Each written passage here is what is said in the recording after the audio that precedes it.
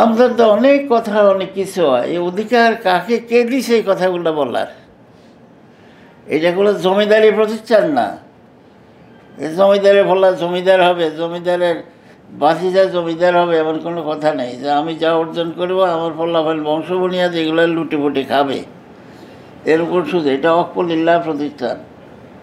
এটার মূল মালিক এসে কে? আল্লাহ হইল মূল মালিক, আমরা কেয়ারটেকার। আমি যত কিছু হামদাদি করেছি এটা আমার পরিবারে কেউ কখনো মালিক হবে না, এটা নিয়ম নাই দুনিয়াতে। যদি জমিদারি প্রথা হইতো একটা কথা আছিল, এটা জমিদারি না, এটা আল্লাহর প্রতিষ্ঠান।